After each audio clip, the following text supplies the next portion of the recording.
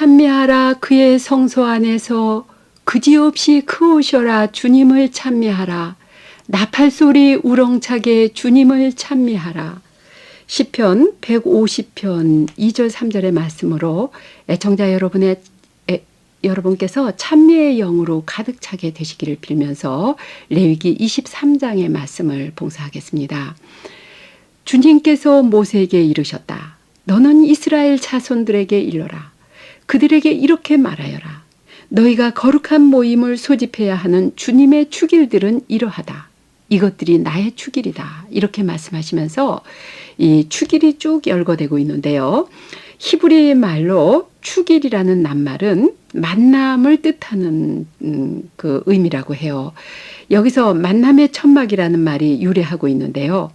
이 정한 때의 만남의 천막에서 하느님의 백성이 서로 만나서 하느님께 제사를 드리고 축제를 거행하는 중에 하느님 친히 그 백성과 만남을 이루어 주신다는 의미가 이 축제일들의 그 배경에 이렇게 바탕을 이루고 있어요.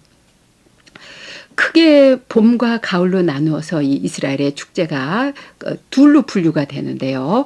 23장 4절에서부터 22절 사이에는 무교절과 과울절, 과울절과 무교절, 또 해곡식을 바치는 축일, 주간 축일이 봄축제에 속하고 23절에서 43절 사이에 나오는 가을 축제는 7월 초하루, 속죄일, 초막절이 여기에 속합니다.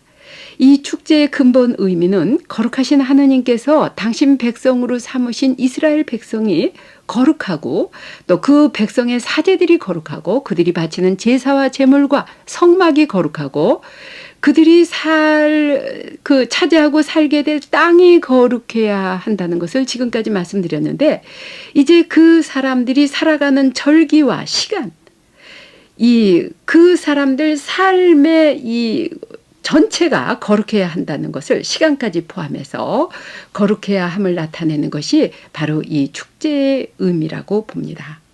여기서 대표적으로 이스라엘의 축제들을 간추리고 있는데 간단히 이렇게 보고 지나가겠습니다. 안식일 23장 3절 이하에 나오는 이 안식일은 너희는 엿새 동안 일을 할 수 있다. 그러나 이튿날은 안식일로서 거룩한 모임을 하는 안식의 날이니 어떤 일도 해서는 안 된다. 거룩한 모임을 열고 아무 일도 하지 말라는 이 안식일의 의미는 단순한 쉼에 있지 않다는 것을 누차 말씀드렸어요. 이날은 하느님을 생각하고 이웃을 생각하는 날로 하느님과 이웃을 만나는 날이라고 했죠. 또 신약의 주일로 이어지는 이 안식일은 미사에 참여하는 것으로 끝나지 않고 하느님을 생각할 시간과 동시에 이웃을 위해 무엇인가를 해야 하는 이 날이 안식일의 의미라는 것도 이미 말씀드렸습니다. 두 번째, 과울절과 무교절인데요. 첫째 달 열 나흔 날 저녁 어스름에 주님의 과울절을 지켜야 한다. 이달 보름에는 주님의 무교절을 지내는데 너희는 이래 동안 누룩 없는 빵을 먹어야 한다. 첫날에는 거룩한 모임을 열고 생업으로 하는 일은 아무것도 해서는 안 된다. 이스라엘의 가장 오랜 그 과울절 축제는 출애굽 사건을 기념하는 유목민 축제의 시원을 두고 또 무교절은 그 백성이 가나안에 정착해서 보리 추수를 시작한 것을 기뻐하는 이 농경 축제의 기원을 두고 있다는 것 우리가 출애굽기에서 봤습니다. 세 번째로 해곡식을 바치는 축제인데요. 너희는 내가 너희에게 주는 땅으로 들어가서 수확을 거두어 드릴 때 너희 수확의 만물인 곡식단을 사제에게 가져와야 한다. 이때 순양을 번제물로 바치며 기름을 섞은 고운 밀가루와 포도주를 곡물 제물로 바친다. 바로 그날이 되기 전에는 곧 너희가 이렇게 너희 하느님에게 예물을 가져오기 전에는 빵도 볶은 곡식도 풋니샥도 먹지 못한다고 했어요. 그러니까 무엇이든지 하느님께 먼저 드리고 난 다음에 자신들이 먹을 수 있는 것을 여기서 뜻하고 있어요. 그 다음에 주간절 축일이라고 했는데 이 주간절은 23장 15절에서 22절 사이에 나오는 축제인데요. 여러 가지 이름이 있어요. 칠칠절 또는 오순절이라고 하는데 과울절로부터 7주가 지난 그러니까 7번을 7번 곱하면 49일이 되죠. 이 49일에서 그 다음 날이 50일째 되는 날 이 지내는 것을 바로 이 주가 77절 오순절이라고 하는데, 이때 이 축제는 미래 수확을 축하하는 맥추절이라고도 합니다. 그 백성이 하느님께 받은 땅에서 얻은 첫 결실인 핵곡식을 바치면서 감사하고 기뻐하는 축제죠. 신약의 오순절이 된 이 축일은 예수님께서 부활 승천하신 지 50일째 되는 성령 강림 축일이고 그리스도 교회가 탄생한 축일이기도 하죠. 7월 초하루, 이 축제는 일곱째 달, 그 달 초하루 날은 너에게 안식의 날이다. 나팔을 불어 기념일을 알리고 거룩한 모임을 열어야 한다. 우리 달력의 9월, 10월에 해당하는 이 축제는 나팔을 불어서 외치는 이 나팔 축제, 로시아시아나라고도 말을 하고 있어요. 이 새해 축제입니다. 이 축제 하나하나에 대해서 몇 시간을 해도 모자랄 만큼요. 유다이즘에서는 이 축제만 가지고도 계속 몇 학기 강의를 하고 있어요. 여기서 이렇게 짧게밖에 지나갈 수 없음이 참 아쉽습니다. 다음번 이 초막절은 일곱째 달 보름날부터 이래 동안은 주님을 위한 초막절이라고 했어요. 추수절 또는 장막절이라고도 하는 이 추막절은 이스라엘 3대 축제 중에 하나인데요. 모든 추수를 끝내는 이 추수감사절이기도 하고, 백성이 땅의 모든 소출과 갖가지 열매로 이 나뭇가지를 흔들면서 그 가지로 초막을 짓고 이래 동안을 밖에서 초막에서 살아야 됐는데, 이것은 이스라엘 백성이 40년간 광야 생활을 했다는 것을 이렇게 기념하기 위한 것이죠. 이렇게 이스라엘의 축제는 그들 생활 전체를 하느님과 연결시키고 있는 하나의 커다란 교육의 장이라고도 볼 수가 있습니다. 이스라엘은 그 역사에서 하나님을 만났던 의미 깊은 구원 사건과 그들의 일상생활을 연관시켜서 생활했어요. 우리도 북동아시아인으로 또 우리 한국인으로서 고유 명절과 우리 기념 일들을, 민족사의 여러 가지 사건을 어떻게 구원 역사와 접목시켜야 할지가 숙제라고 봅니다. 우리 신앙생활에 한없이 풍부한 소재를 주면서 우리 마음을 축제의 기쁨으로 뛰게 하시는 레위기의 축제를 주시는 주님은 찬미 받으소서. 아멘.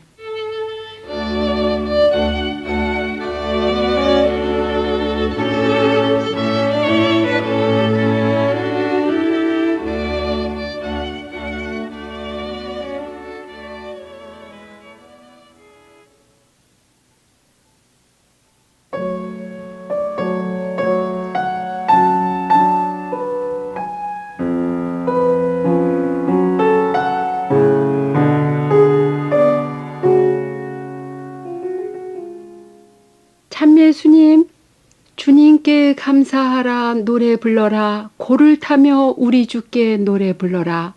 구름으로 하늘 덮어 땅에 비를 마련하사 풀과 나무 산에 나서 사람이 쓰게 하시도다.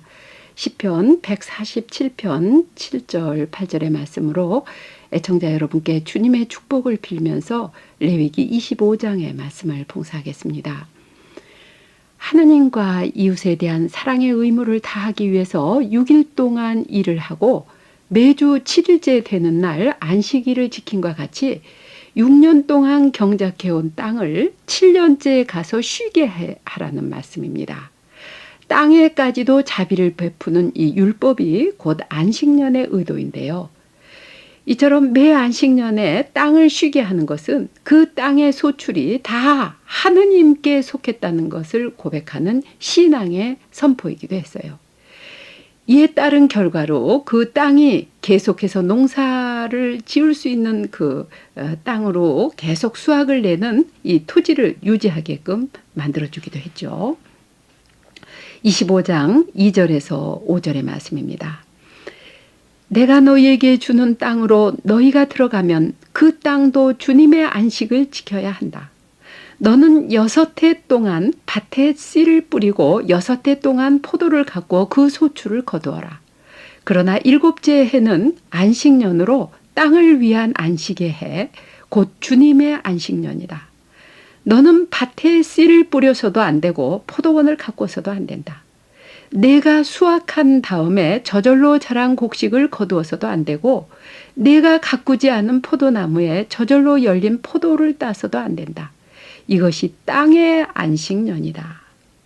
여기서 이 저절로 열린 포도를 따서도 안 된다는 구절은 세번역 각주의 직역에서는 너의 나찌르의 포도를 따서도 안 된다고 말을 하고 있습니다. 앞으로 하게 되겠지만 이 구약에서 나찌르인이라는 것은 하느님께 온전히 바쳐진 사람을 뜻하는 것이죠. 이 그 밭의 소출들은 하느님께 온전히 바쳐져서 가난한 사람과 나그네들의 몫이라는 것을 여기서 말을 하고 있는 것입니다. 우리는 흔히 구약의 율법은 신약시대에 뒤떨어진 낡은 법조문이라고 생각을 하는데요. 현대 우리는 이 레위기의 법정신에서 얼마나 더 발전했을까요?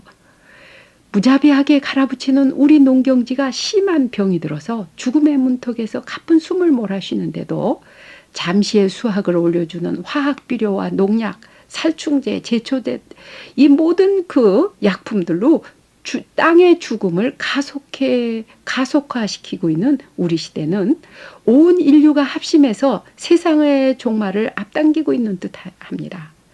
무절제한 과소비, 거의 의식조차 없이 쓰레기를 만드는 이 소비 문화 속에서 땅이 심하게 병들고 숲이 사라져가고 물과 공기까지 더러워지는 이 공해의 독소가 우리 자신의 탐욕과 이기심의 산물임을 알면서도 우리는 종이나 이 일상용품이나 전기나 이런 모든 것들을 마구잡이로 허투게 소비해가고 있습니다. 레위기 정신으로 되돌아가지 않으면 우리 개인의 죽음뿐 아니라 우리 땅의 죽음뿐 아니라 온 인류의 죽음, 이 지구의 죽음이 닥쳐온다는 절박한 상황을 우리는 분명히 알아야 한다는 것이 레위기의 메시지인 것이죠. 한 장의 종이도 아끼고 거치레를 부추기는 화려한 포장지나 또 물건 하나 사면 거창하게 따라오는 그 상자가게에서부터 시작해서 땅의 생명을 빼앗아서 만든 그 모든 물품을 우리가 최선의 노력으로 줄여가지 않으면 우리 땅의 폐허는 완전히 이 땅의 죽음이 가속화되어 간다는 것을 알아야 합니다. 얼마 전에 우리나라를 몇 주간 방문했던 구라파 한 외국인 친구가 한국은 참 자연이 아름다운데 어디 가나 쓰레기가 너무나 많구나. 너희 다음 대통령은 쓰레기를 잘 치우는 사람이 나와야 하겠구나 하는 말이 이 레위기의 정신과도 통한다고 느껴졌어요. 인도 말 중에 쓰레기를 치우는 사람이라는 말과 거룩한 사람이라는 말이 같다고 언젠가 말씀드렸죠. 레위기의 거룩함은 어떤 추상적인 개념이 아니라 우리 일상생활에서 생명을 소중히 여기고 자연과 땅까지도 쉬게 하면서 그 백성 가운데 부지중에 생긴 쓰레기들까지도 깨끗이 치우는 속죄의 삶에 있다는 것을 레위기에서는 말씀하고 계십니다. 우리나라 곳곳에 쌓여가는 쓰레기들은 바로 우리 자신들이 만든 것임을 속죄하는 삶이 바로 레위기의 삶이라는 것이죠. 자신이 만든 쓰레기뿐 아니라 남이 벌려놓은 쓰레기까지 치우는 백성이 되어야만 비로소 그 안에서 온 나라에 벌려진 쓰레기를 치우는 거룩한 사람들이 되겠고 그 거룩한 사람 중에서 양심을 지키는 거룩한 정치가들, 거룩한 대통령이 나올 수 있지 않을까 생각을 합니다. 안식년에 땅에서 나오는 것이 너뿐만 아니라 너의 남종과 여종과 품팔이꾼 그리고 너와 함께 머무르는 거류민의 양식이 되리라. 또한 너의 가축과 너의 땅에서 사는 짐승까지도 땅에서 나는 온갖 소출을 먹으리라. 레위기 25장 6절에서 7절의 말씀입니다. 안식년의 정신은 이처럼 가난한 사람들과 이 모든 소출을 나누는 것에 있죠. 그리고 사람뿐 아니라 짐승에게까지도 자비를 베푸는 정신인 것입니다. 이제 하느님 백성의 가장 거룩한 해인 이 안식년이 7번 거듭된 이 안식년의 절정인 희년에 관한 레위기 25장 8절에서 10절의 말씀을 봉독하겠어요. 너는 안식년을 7번 곧 7회를 7번 헤아려라. 그러면 안식년이 7번 지나 49회가 된다. 그 7째 날 초열흘날 곧 속죄일에 나팔소리를 크게 울려라. 너희가 사는 온 땅에 나팔소리를 울려라. 너희는 이 50년째 되는 해를 거룩한 해로 선언하고 너희 땅에 사는 모든 주민에게 해방을 선포하여라. 이 해는 너희의 희년이다. 시간이 다 되었군요. 다음 이 시간에 희년에 대해서 계속하겠습니다. 안식일과 안식년을 주시는 자비의 주님, 저희가 레위기를 통해서 쉼의 메시지를 주시는 당신의 말씀대로 자신과 이웃과 땅을 쉬게 하는 믿음으로 생명의 주인이며 우주 만물의 주인이신 당신께 저희의 신앙을 고백하는 삶이 되게 하심으로 찬미 받으소서. 아멘.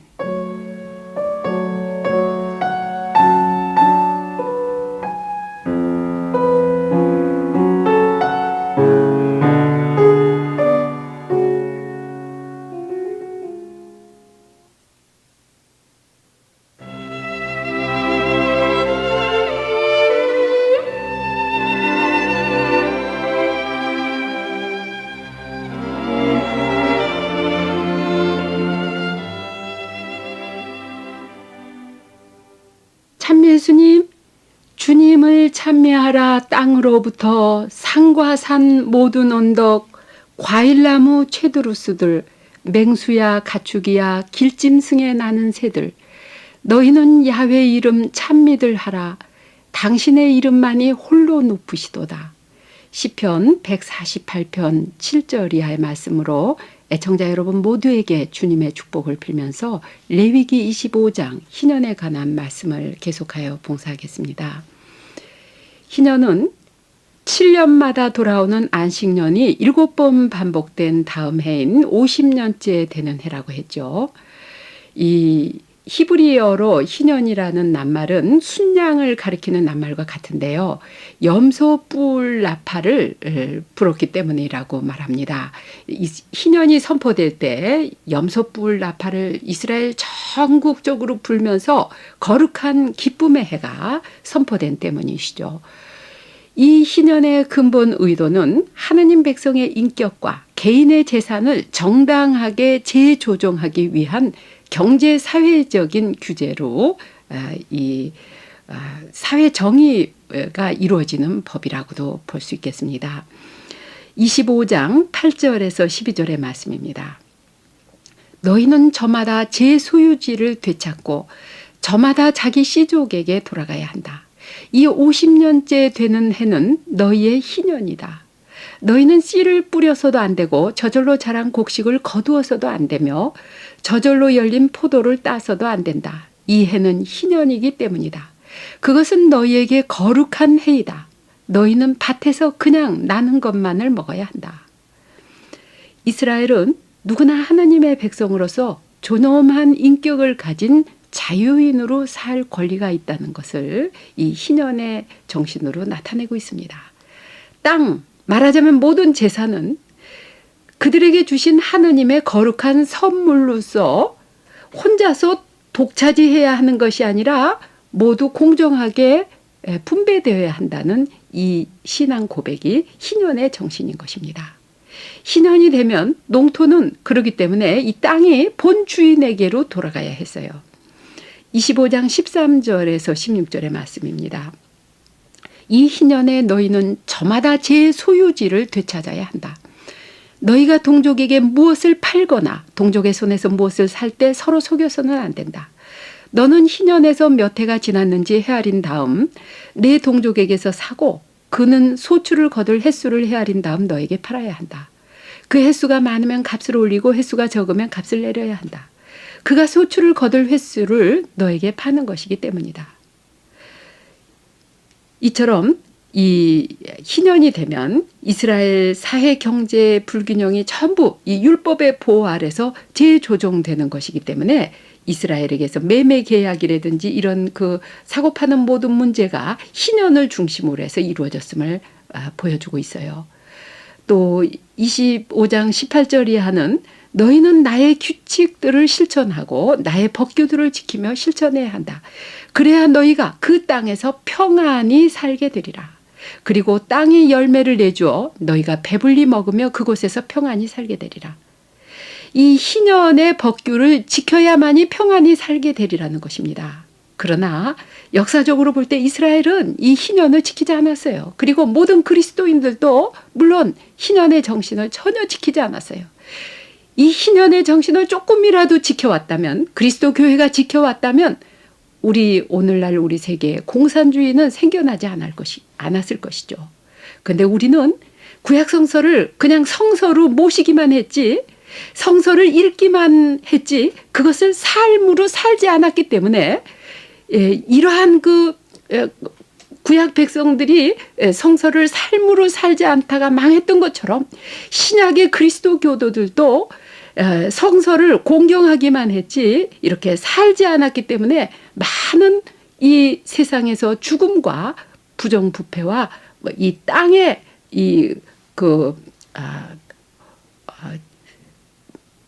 혼란과 전쟁이 이 인류를 멸망시켜 갔다는 것을 이 레위기에서는 거듭 얘기를 하고 계십니다.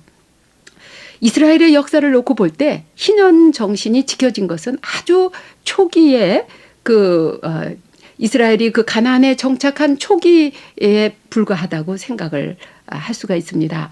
왕정이 시작되면서부터 소수 권력층들, 특권층이 이 땅을 소유하고 이것을 자기 것으로 대대로 세습해서 내려갔지 이 백성들과 함께 하나님의 땅으로서 남지 않았어요. 이렇기 때문에 그 이스라엘이 타락하게 되고 멸망하게 된 것이었습니다. 참매 예수님, 이 희년의 정신을 계속 레위기에서는 강조하고 계십니다. 씨를 뿌려서도 안 되고 소출을 거두어서도 안 된다. 그러면 우리는 일곱째 해에는 무엇을 먹으려 하고 너희가 물을 수도 있을 것이다. 그러나 나는 여섯째 해에 나의 복을 베풀어 새 해 동안 먹을 소출을 나게 하겠다. 그래서 씨를 다시 뿌릴 여덟째 해에 너희는 묵은 곡식을 먹으리라. 아홉째 해가 돼서 그 해 소출이 날 때까지 묵은 곡식을 먹게 되리라고 합니다. 이것은 하나님 말씀에 대한 절대적인 믿음의 행동인 것이죠. 우리의 신앙은 삶과 격리되어서는 안 된다는 말씀입니다. 예수님께서 하늘의 새와 들의 백합을 예를 들면서 우리에게 먼저 하느님 나라와 그 의덕을 구하라, 나머지는 다 너에게 도움으로 주시리라고 하신 이것이 바로 이 희년의 정신이고 레위기에서 강조하는 하느님께 대한 전적인 믿음의 정신인 것이죠.